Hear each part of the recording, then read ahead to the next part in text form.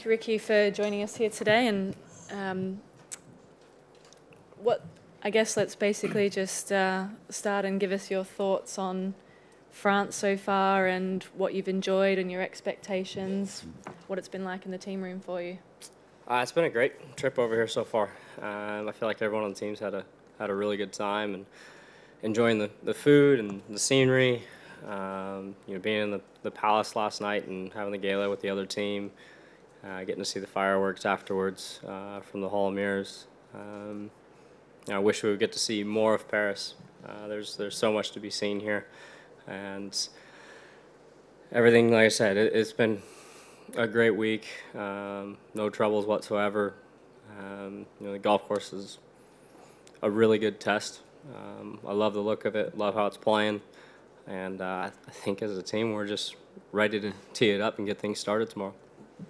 You've had a couple of days here of practice at Le Golf National and seen, the 18 holes. Has it been what you've expected, or what have you thought so far of the course? Like I said, I really like the look of the golf course. I like the test that it presents for a good player.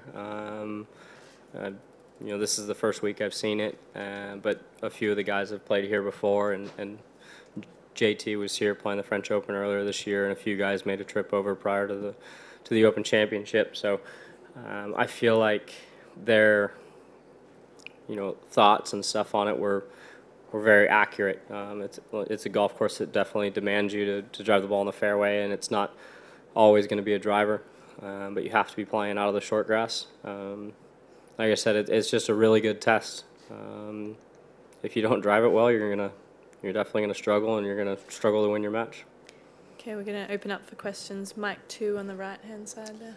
Hi, Rickie. Could you just tell us about the experience of the grand dinner last night in such a exquisite setting when even, I guess, Tiger Woods must have been starstruck for once? I hope he was. The palace was, just walking in, going through the courtyard and seeing just how big and expansive everything is, and going, we ate downstairs kind of right where you walk in the front door, and afterwards going up to go see the fireworks, walk through, some of the apartments and some of the different rooms, and just seeing how much is going on inside there and how much time it must have taken to, not just build but finish the interiors and the painting and the walls and everything that's involved. It's hard to even imagine, and to think about building that in today's time. But when they did it, I wouldn't have wanted to be doing the manual labor over there. There's a lot of work that went into that place, so very impressive. Staying on mic 2. Was the food any good? Oh, the food was great.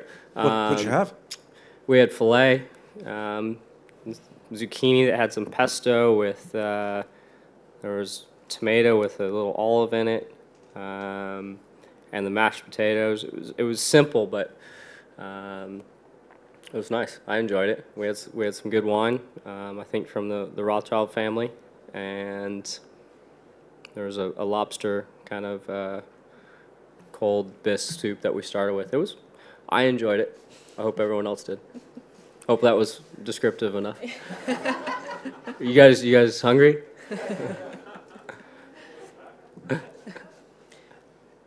Next questions. Karen, just at the front on mic 1, please.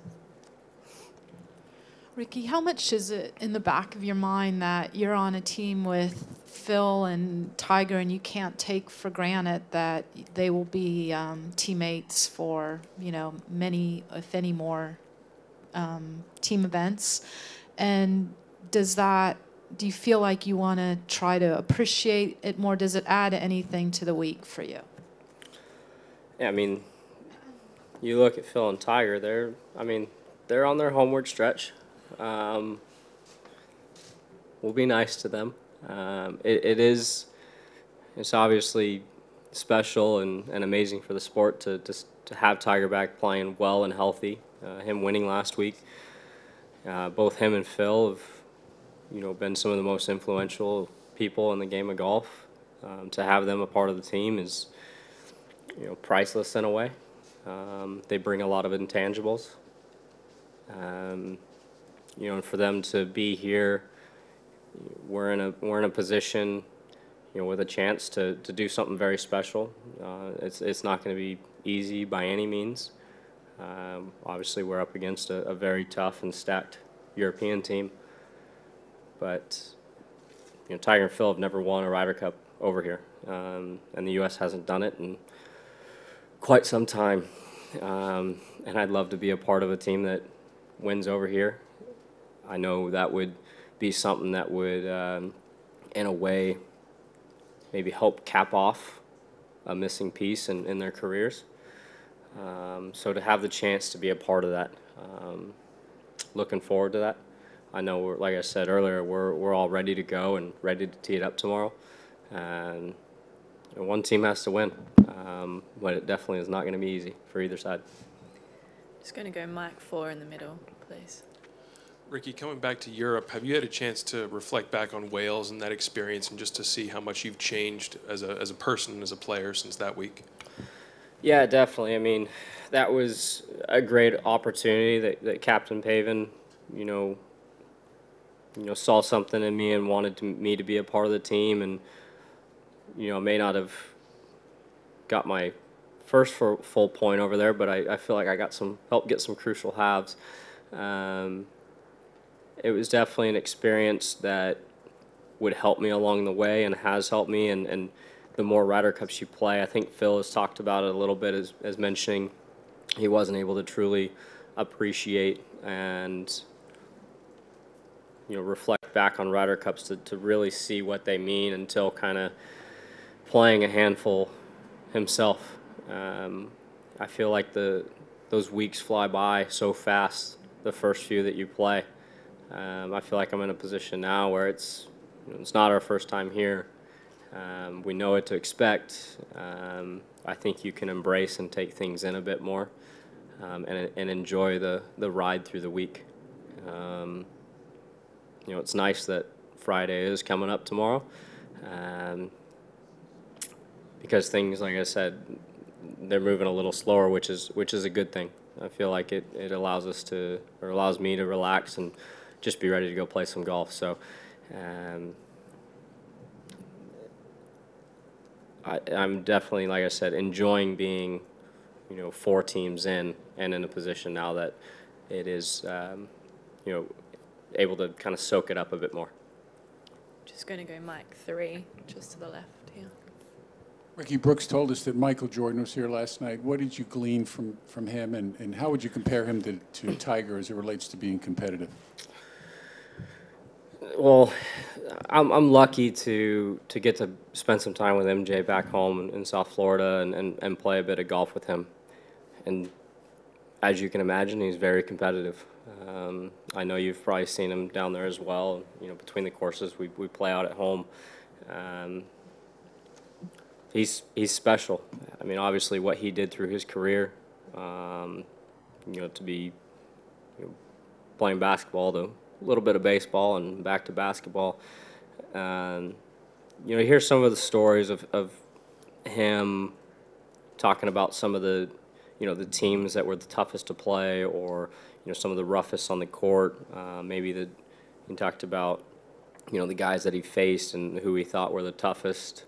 Not just as a team, but the individuals that he faced and how he kind of went about home games versus away games, and it's just cool to hear him talk about him going to battle or going to play a big playoff game with his teammates. One that he brought up was when I think they were up 3-0 against Phoenix. And they lost the next 2 and had to go to Phoenix. And he said he packed 1 suit and 1 bag and told the guys, we're going there for 1 job, and it's to go win. And that was just something cool to hear. And it's fun to have the chance to be around guys like him, guys that were very successful and guys that competed at a very high level. He competes at a pretty high level in our sport too. We have some good games at home, so I'm definitely privileged to get the amount of time that I do with him. It's a little bit of both. hearing his experiences and things he's been through, like you said, how you deal with things, or maybe what he thought about, or his outlook on what was ahead. Sometimes I just love being around him, and like I said, we have a lot of matches, and it's just seeing that competitive side of him, and seeing how he deals with, whether you call it pressure or not, but if he has a big putt, or he's got a really good short game, so when he needs to get something up and down at home, it's cool to see him kind of, just give it that little extra focus, kind of get in the zone for a set, because there might be 6 or 7 carts running around. We typically play more than 4. So it's fun to see him kind of switch on and off when he needs to make something happen. Just going to go Mike 1 to the right. Rickie, you'll remember that brilliant picture from the closing ceremony at Hazeltine when you were the only one not getting a kiss up on the stage. Does it feel different this time? Is it in any way easier when you do have someone who has your back and a bit of extra level of support? Yeah, I mean, it was great being over and being able to be a part of these team events and just be on my own and get to see them and be a part of them. But yeah, it's a lot better having someone you actually get to share it with, and not go back to your room and just be by yourself. You get to hear about the day and what the girls did, and I can talk to Allison and tell her what's going on, what we did at the course, or whatever. No, we're having a blast. It'd be nice if we can be successful this week and relive that picture, and I'll actually have someone to kiss. Yeah, we can make fun of Bryson on this one or something. Mike 3 in the middle, please. Yeah, Rickie, when Dustin was in here, he was asked about the two of you potentially playing together and his thoughts on the pairing. What would you think of playing with Dustin? Why would that be a potentially good pairing for you? And does your, being together in Jupiter a little bit here and there, does that help as well? Yeah, we have a few potential pairings, and we've played a bit the last few days, and I think when that pairing was brought up, I didn't really have a whole lot to say. I mean, Dustin can't say no or this doesn't. I mean, just let him play. We'll find a way to make it work. #1 player in the world. He's very talented, and not just him. I mean, there's the guys on the team. I'm not going to say no to playing with really any of them, but Dustin especially. I think anyone would be kind of stupid to say that they weren't willing to go to battle with him. We've just got time for a couple more. Yeah, so I wanted to Mike follow 3. up just how important this first session is. I mean, every session is obviously important, but just the first one to get off to a decent start. Is there a little emphasis on that? Yeah, I mean, in a way, look at it like a Thursday at a tour event. I mean, you're obviously not going to go out and win it on Thursday. You're not going to go win it in the first session, but you need to put yourself in a position where you're not kind of behind the 8 ball and trying to play catch up the rest of the way. So, yeah, getting off to a good start tomorrow morning, and whether that's 2-2, 3-1, whatever it may be, you don't want to go out and be put behind the 8 ball and then be trying to claw your way back. Because I think that both teams, being on either side, you don't want to be down 4 out of the gate. Obviously, I don't want to be down 4 to the Euros, and they don't want to be down 4 to us. So I've mentioned it a few times. It's going to be a fun, some darn good golf's going to be played, and it's going to be tough for both sides. Okay. And on that note, I think we'll let you go, Rickie. Thank you for your time. Thank you.